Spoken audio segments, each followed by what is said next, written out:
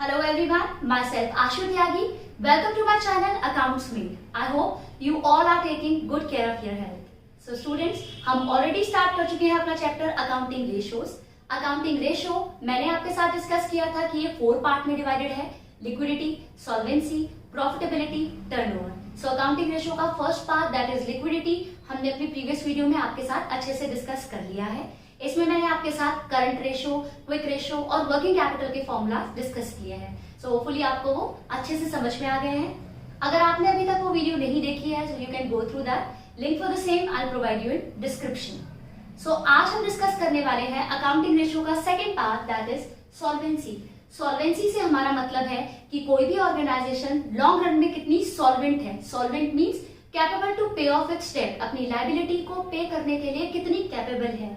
तो उन रेशियोज को कैलकुलेट करने वाले जो रेशियो हैं वो आपके कवर होंगे सॉल्वेंसी रेशियो में। सो सॉल्वेंसी रेशियो अगेन 4 रेशियोज इसमें कैलकुलेट करने हैं हमें। 4 पार्ट में डिवाइडेड है बेसिकली ये। डेब्ट इक्विटी रेशियो, असेट टू डेब्ट ratio, proprietary ratio, interest coverage ratio. So formula पढ़ने से पहले इनकी कुछ टेक्निकल टर्म्स लाइक डेब्ट, इक्विटी, शेयर होल्डर्स फंड, इनको समझने का ट्राई करते हैं। तो उसके लिए मैंने एक बैलेंस शीट बनाई है। बैलेंस शीट नॉर्मली कंपनी की वर्टिकली प्रेजेंट होती है, बट यहाँ हमने अपने समझने के लिए बैलेंस शीट बना ली है। तो बैलेंस शीट की अगर हम लायबिलिटी साइड देखें तो नॉर्मली अगर हम एक सोल प्रोप्राइटर की बात करें तो लायबिलिटी साइड हमें हमेशा सिर्फ कैपिटल मिलती है, बट ये कंपनी की बात है तो यहाँ कैपिटल की जगह मैंने क्या लिखा है, equity share capital, preference share capital, reserves and surplus, debentures, long term provisions etcetera. तो कोई भी कंपनी फंड अरेंज कैसे कर सकती है, इक्विटी शेयर इशू कर, प्रेफरेंस शेयर इशू कर, डिबेंचर्स इशू कर। सो इक्विटी शेयर कैपिटल होपफुली आपको समझ में आता है। इक्विटी शेयर कैपिटल लाइक अगर आप कंपनी के इक्विटी शेयर्स खरीदते हो तो आप कंपनी में इन्वेस्ट कर रहे हो as owner. Preference share capital ये ओनर है बट इनके कुछ प्रेफरेंशियल राइट हैं ओवर इक्विटी, लाइक इन्हें इक्विटी शेयर होल्डर से पहले डिविडेंड मिलेगा और अगर फाइनल पेमेंट हो रही है, अगर इनके कैपिटल पे ऑफ हो रही है तो इक्विटी से पहले इनको वो पे ऑफ हो जाएगी। Reserves and surplus undistributed profit है जो अल्टीमेटली बिलोंग करते हैं इक्विटी शेयर होल्डर्स से। सो होपफुली आपको ये समझ में आता है। Equity share capital, preference share capital और रिजर्व्स एंड सरप्लस को कलेक्टिवली एक टर्म कहा जाता है, वो है share holders fund. Share holders fund, owner का लगा हुआ पैसा। Share holders fund. So hopefully आपको शेयर होल्डर्स फंड समझ में आया। ओनर का पैसा बिजनेस में कितना लगा हुआ है, equity share capital, preference share capital, reserves and surplus like जितने भी जनरल रिजर्व, पीएनएल अकाउंट और कि कोई भी फंड है वो सब शेयर होल्डर फंड का पार्ट होते हैं। अब बात करें डिबेंचर्स, लॉन्ग टर्म प्रोविजंस, मतलब कंपनी अब लॉन्ग टर्म डेट्स के थ्रू भी फंड रेज कर सकती है, लाइक डिबेंचर इशू कर किसी भी फाइनेंशियल इंस्टीट्यूशन से लोन लेकर, बैंक से लोन लेकर। तो ये सारी चीजें क्या होती हैं, जैसे 10% डिबेंचर या लॉन्ग टर्म प्रोविजन, तो इसको कलेक्टिवली बोला जाता है long term date. Long term date hopefully आपको ये समझ में आ गया। और शेयर होल्डर फंड और लॉन्ग टर्म डेट को अगर मैं टोटल कर दूं तो ये होती है बिजनेस में लगी हुई टोटल कैपिटल और you can say capital employed. तो हमें काफी सारे जो फॉर्मूलाज होते हैं जो इन फॉर्मूले में भी आपको इंटरनली डिराइव करने पड़ते हैं, वो नहीं याद करने पड़ेंगे अगर हम कॉन्सेप्ट को अच्छे से समझ लेते हैं। तो होपफुली आपको समझ में आ गया। शेयर होल्डर फंड का मतलब क्या है, ओनर का लगा हुआ पैसा बिजनेस में। लॉन्ग टर्म डेट का मतलब क्या है, बाहर वालों का लगा हुआ पैसा आपके बिजनेस में। और शेयर होल्डर फंड और लॉन्ग टर्म डेट को अगर आप टोटल कर देते हैं तो उससे आती है आपकी बिजनेस में लगी हुई टोटल कैपिटल और you can say capital employed. तो होपफुली आपको ये तीनों टर्म्स अच्छे से समझ में आ गई है। सो शेयर होल्डर फंड और लॉन्ग टर्म डेट को कलेक्टिवली क्या कह सकते हैं आप, capital employed in the business. Current liability, अगर आप share holders fund, long term date और करंट लायबिलिटी का टोटल कर देते हैं तो ये आपकी टोटल लायबिलिटी साइड आ जाती है। मींस अगर आपको कभी कैपिटल एम्प्लॉयड निकालनी हो तो आप टोटल असेट्स में से करंट लायबिलिटी को माइनस आउट कर दो तो you get the capital employed. अगर आपको शेयर होल्डर्स फंड निकालना हो तो आप टोटल जो भी असेट्स हैं उन असेट्स में से करंट लायबिलिटी और लॉन्ग टर्म डेब्ट को माइनस कर दो तो शेयर होल्डर्स फंड आपके पास आ जाएगा। सो होपफुली आपको share holders fund, long term डेब्ट और कैपिटल एम्प्लॉयड का मतलब समझ में आया है। अब वन बाय वन अपना फॉर्मूला डिस्कस करते हैं। Debt equity ratio, date equity ratio नाम से ही समझ में आ रहा है, डेट और इक्विटी के बीच का रेशो हमें कैलकुलेट करना है। सो डेट इक्विटी रेशो का फॉर्मूला होता है डेट ओवर इक्विटी। डेट मतलब लॉन्ग टर्म डेट और इक्विटी मतलब शेयर होल्डर्स फंड। हमें लॉन्ग टर्म डेट का मतलब भी पता है और शेयर होल्डर्स फंड का मतलब भी पता है। सो डेट इक्विटी रेशो का फॉर्मूला होपफुली आपको समझ में आ गया, debt over equity, long term debt upon share holders fund. Second ratio है हमारा total asset to debt ratio. Total asset to debt ratio again जो आपका फॉर्मूला है वही आपका आपसे जो पूछा है total asset to debt ratio, तो यही आपका फॉर्मूला है, total assets upon long term debt. Total assets you know जितने भी करंट असेट और नॉन करंट असेट्स हैं, एक साल के अंदर अंदर कन्वर्टेबल इनटू कैश, एक साल के अंदर अंदर convertible not convertible into cash, वो कलेक्टिवली टोटल असेट्स कहा जाता है। Total assets upon long term date, long term date मतलब बाहर वालों का पैसा, ठीक। तो होपफुली आपको ये फॉर्मूला भी समझ में आ गया। असेट टू डेट रेशो का formula total assets upon long term date. Proprietary ratio, proprietor कौन? ओनर। सो प्रोप्राइटरी रेशो का क्या फॉर्मूला है? शेयर होल्डर्स फंड प्रोप्राइटर, सो वही चीज ऊपर जो चीज आपसे पहले पूछी है, share holders fund upon total asset. Share holders fund you know equity share capital, preference share capital, reserves and surplus को कलेक्टिवली शेयर होल्डर फंड कहते हैं। और total asset means current asset और नॉन करंट असेट का total, आपका total asset. So hopefully आपको ये तीनों फॉर्मूलाज अच्छे से समझ में आ गए हैं। लास्ट आपका फॉर्मूला क्या है? Interest coverage ratio. Interest coverage ratio मतलब एक ऑर्गेनाइजेशन अपने इंटरेस्ट को कवर करने में कितनी कैपेबल है। सो इंटरेस्ट कवरेज, इंटरेस्ट किसको देना पड़ता है फर्म को?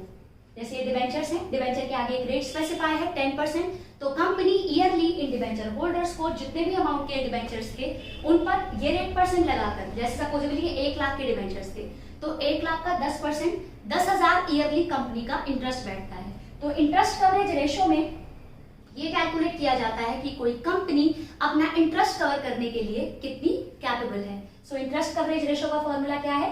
Profit before interest and tax, profit interest और टैक्स से पहले, upon fixed interest charges. Fixed interest charges जैसे अगर डिबेंचर्स हैं और उनका इंटरेस्ट है तो उनका इंटरेस्ट, उसे इन्होंने बोला है fixed interest charges.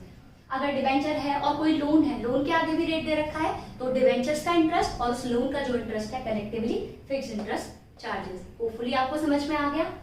Profit before interest and tax calculate करने का भी एक फॉर्मूला होता है। अगर आपको प्रॉफिट आफ्टर टैक्स गिवन है, प्रॉफिट आफ्टर टैक्स गिवन है तो इसे बिफोर टैक्स कैसे बनाएंगे? 100 अपॉन 100 माइनस टैक्स रेट। अगर टैक्स रेट जैसे सपोजेबली 20% आपका टैक्स रेट था तो 100 अपॉन 100 माइनस 20, 80 मतलब, तो जो भी आपका प्रॉफिट आफ्टर टैक्स है इंटू 100 अपॉन 80 करते ही वो प्रॉफिट बिफोर टैक्स हो जाएगा। और उसमें इंटरेस्ट के चार्जेस अगर आप ऐड कर दें तो क्या बन जाएगा? Profit before interest and tax. So hopefully आपको ये सारे फॉर्मूलाज अच्छे से समझ में आ गए हैं। एक बार दोबारा से गो थ्रू करते हैं, फिर हम पढ़ेंगे इसका एक एग्जाम्पल ताकि ये फॉर्मूला अच्छे से हमारे माइंड में सेट हो जाए। सो बेसिकली हमने क्या किया? अकाउंटिंग रेशियो में सॉल्वेंसी रेशियो कवर किया। सॉल्वेंसी मतलब लॉन्ग टर्म के बेसिस पर एक फर्म कितनी सॉल्वेंट है, लॉन्ग टर्म के बेस पर कोई फर्म कितनी सॉल्वेंट है, हमने ये कवर किया। लॉन्ग टर्म सॉल्वेंसी में अगेन 4 रेशियोज हैं। Debt equity ratio, debt equity ratio का फॉर्मूला है डेट ओवर इक्विटी, ठीक। Long term debt upon share holders fund, long term debt you know, share holders fund you also know this thing. Total asset to debt ratio, total assets upon long term debt. Total assets current asset और non current asset का total, और long term date मतलब बाहर वालों का पैसा, बाहर वालों से जितना भी आपने लोन रेज कर रखा है, 10% डिबेंचर्स, लॉन्ग टर्म और कोई डेट या लॉन्ग टर्म प्रोविजंस, ठीक है। Proprietary ratio share holders fund upon total assets. Interest coverage ratio profit before interest and tax upon fixed interest charges. अगर आपको प्रॉफिट बिफोर की जगह आफ्टर गिवन है तो बिफोर निकालने के लिए profit after tax into 100 upon 100 minus tax rate plus interest से profit before interest and tax आ जाएगा। अब करते हैं एक एग्जांपल ताकि ये फॉर्मूलाज अच्छे से हमारे माइंड में सेट हो जाए। तो स्टार्ट करते हैं अपना एग्जांपल। एग्जांपल में क्या गिवन है? लॉन्ग टर्म बोरोइंग्स मींस एक कंपनी ने 15% डिबेंचर्स इशू कर रखे हैं 2 लाख रुपीस के। Long term provisions 50,000, current liability 50,000, non current asset 3 lakh, current asset 90,000, profit before interest and tax 49,800। अब हमें सारे रेशियोज कैलकुलेट करने हैं, तो स्टार्ट करते हैं वन बाय वन। सबसे पहले रेशियो क्या है हमारा? Date equity ratio. Debt equity ratio में हमें क्या चाहिए? Date over equity. अब डेब्ट तो हमें समझ में आ रहा है, ये जो पार्ट है ये हमारा डेब्ट है। तो आप एक बैलेंस शीट के पार्ट पर इस चीज को पहले ही बना लें। आपको क्या गिवन है, current assets 90,000, non current assets 3 lakh, long term borrowings 2 lakh, long term provisions 50,000, current liability 50,000। हमें शेयर होल्डर्स फंड नहीं गिवन, तो हम कैलकुलेट कर सकते हैं इस चीज को, टोटल करके देखते हैं इस चीज का। 3,90,000 आपके टोटल असेट्स हैं, तो अगर ये टोटल असेट्स है तो यही लायबिलिटी साइड का टोटल भी है 3,90,000। सो आपको 390 में से क्या माइनस आउट करना है, 2,50,000, 50,000। सो बैलेंस शीट लिखने से हमें ज्यादा अच्छे से क्लैरिटी मिल गई कि टोटल असेट्स में से अगर मैं current liability, long term provisions और लॉन्ग टर्म डेब्ट को माइनस आउट कर दूं तो शेयर होल्डर्स फंड आएगा। तो कितना आएगा अमाउंट हमारा, 90,000। तो होपफुली आपको अच्छे से समझ में आ गया। ये हमारी बैलेंसिंग फिगर कर आया। तो आपको इसके लिए क्या क्या चाहिए था, डेब्ट इक्विटी रेशियो के लिए लॉन्ग टर्म डेब्ट जो आ रहे हैं आपके 2,50,000 और शेयर होल्डर्स फंड आपका 90,000। तो बस पुट कर दो 2,50,000। कैसे कैसे कैलकुलेट किया, 2 लाख के डिवेंचर्स और 50,000 का प्रोविजंस, 2,50,000 अपॉन इक्विटी आपकी 90,000। तो ये रेशो 2,50,000 अपॉन 90, तो ये रेशो हमारा कितना हो जाएगा 2.77:1। तो होपफुली आपको ये समझ में आ गया है। अब बात करते हैं second part, total asset to डेब्ट रेशियो। टोटल असेट टू डेब्ट रेशियो का क्या फॉर्मूला है, total assets upon long term डेब्ट, करेक्ट। तो अब वैल्यू पुट करते हैं, टोटल असेट्स कितने हैं 3,90,000 और लॉन्ग टर्म डेब्ट अभी हमने कैलकुलेट किए, लॉन्ग टर्म डेब्ट है आपके 2,50,000। तो ये रेशो हमारा आएगा 1.56:1। तो आप उसको अच्छे से समझ गए हैं, कैलकुलेट कर सकते हैं। और 3,90,000 अपॉन 250, 1.56:1। अब बात करते हैं थर्ड रेशो की, प्रोप्राइटरी रेशो। प्रोप्राइटरी रेशो का क्या फॉर्मूला है, share holders fund upon total asset. Share holders fund हमने अभी कैलकुलेट किया 90,000 और टोटल असेट्स 3,90,000। तो ये रेशो कितना आएगा हमारा, 90,000 upon 3,90,000। It is going to be 0.23:1। अगर आप इसे परसेंट में निकालना चाहते हैं तो 0.23 इंटू 100 कर सकते हैं, तो ये आ जाएगा हमारा 23%। कोई ऐसा fixed hard and fast rule नहीं है कि आप इसको प्रोपोर्शन में लिख रहे हैं या परसेंट में, वैसे आप इसे प्रोपोर्शन में भी लिख सकते हैं, ये करेक्ट है। अब बात करते हैं लास्ट रेशो की, that is interest coverage ratio. Interest coverage ratio का फॉर्मूला था profit before interest and tax upon fixed interest charges. तो profit before interest and tax तो हमें गिवन है 49800, but fixed interest charges absent है। तो fixed interest कैसे निकालें, इंटरेस्ट बेसिकली कहां से कैलकुलेट होगा, इंटरेस्ट कैलकुलेट होगा यहां से। सो इंटरेस्ट आएगा हमारा 2 लाख का 15%, दैट इज 30,000। तो ये 49800 upon 30,000, so your answer will be 1.66 times. ये आपको टाइम्स में ही लिखना होगा कि आपका प्रॉफिट आपके इंटरेस्ट को कवर करने के लिए कितना टाइम्स है। सो होपफुली आपको ये समझ में आ गया।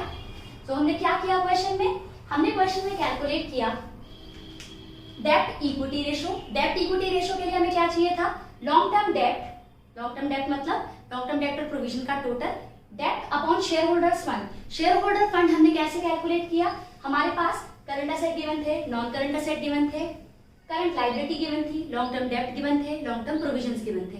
तो हमने टोटल असेट्स में से आउटसाइडर्स डेब्ट और करंट लायबिलिटी, आउटसाइडर डेब्ट चाहे वो लॉन्ग टर्म हो चाहे वो शॉर्ट टर्म हो, सबको माइनस आउट कर शेयर होल्डर्स फंड निकाल दिया, शेयर होल्डर फंड।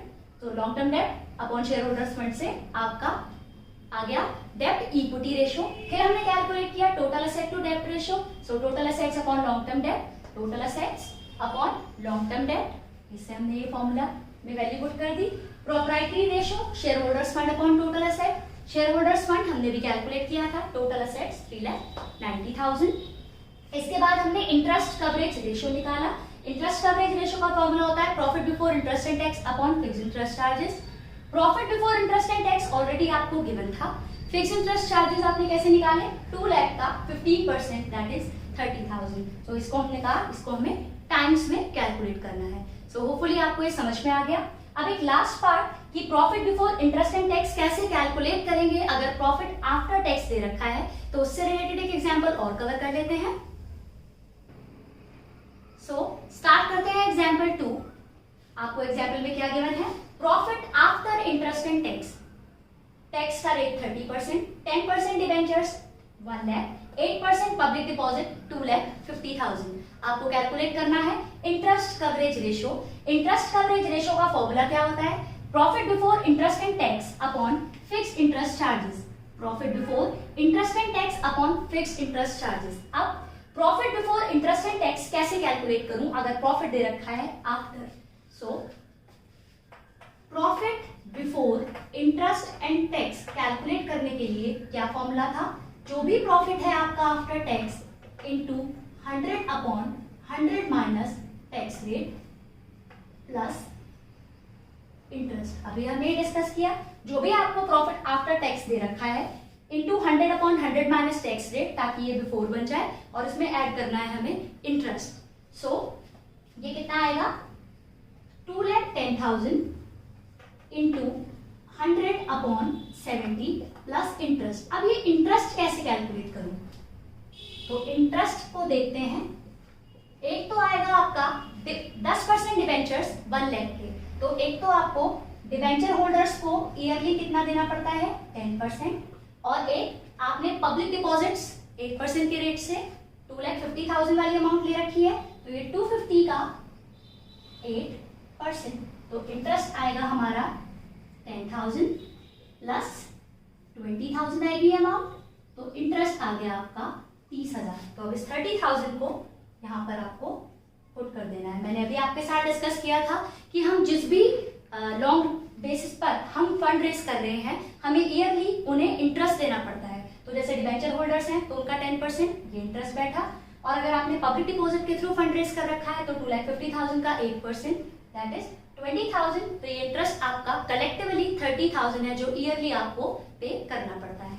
तो ये ऐड करेंगे, ये कितना आएगा आपका 3 लाख।